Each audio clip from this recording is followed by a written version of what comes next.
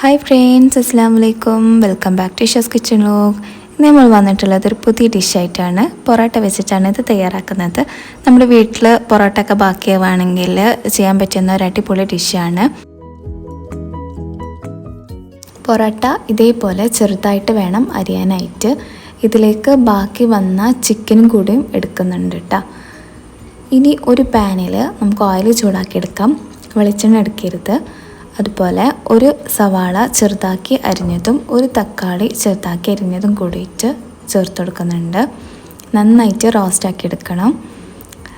എരിവിനായിട്ട് ഒരു പച്ചമുളകാണ് എടുത്തിട്ടുള്ളത്. ഇനി ഇത് നന്നായിട്ട് ഇതുപോലെ ഒന്ന് വാട്ടിക്കൊടുക്കാം.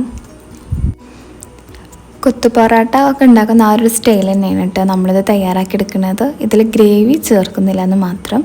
മസാലപ്പൊടികളായിട്ട് 1 ടീസ്പൂൺ മുളകും പൊടി, 1/4 ടീസ്പൂൺ മഞ്ഞൾപ്പൊടി, 1/4 ടീസ്പൂൺ ഗരം മസാല പൊടിച്ചത്, അത്യാവശ്യത്തിന് ഉപ്പ്, പിന്നെ കുറച്ച് മല്ലിയിലയും കൂടി ചേർത്ത് കൊടുക്കുന്നുണ്ട്. എന്നിട്ട് നന്നായിട്ടൊന്ന് മിക്സ് ആക്കിയിട്ട് ഒന്ന് ഡ്രൈ റോസ്റ്റ് ചെയ്തെടുക്കാം.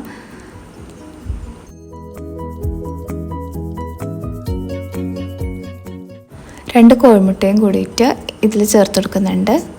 ഇതുപോലെ നന്നായിട്ടൊന്ന് മിക്സാക്കി കൊടുക്കണം.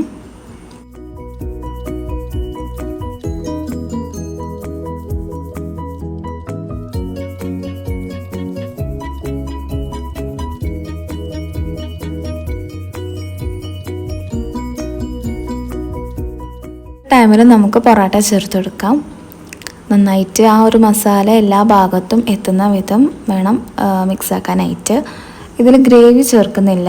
നിങ്ങൾക്ക് വേണമെങ്കിൽ 2 ടേബിൾ സ്പൂണ് ചുടുവെള്ളം ചേർത്ത് കൊടുക്കാം. ജസ്റ്റ് ഒന്ന് തെളിച്ച് കൊടുത്താൽ മതി, ഓവറായിട്ട് ചേർത്ത് കൊടുക്കരുത്. അപ്പോൾ സിമ്പിളായിട്ട് തയ്യാറാക്കാൻ പറ്റുന്ന ഈ ഡിഷ് എല്ലാവർക്കും ഇഷ്ടപ്പെട്ടെന്ന് വിചാരിക്കുന്നു. എല്ലാവരും ട്രൈ ചെയ്ത് നോക്കുക. ഫീഡ്ബാക്ക് കമൻറ്റ് ബോക്സിൽ എഴുതി അറിയിക്കുക.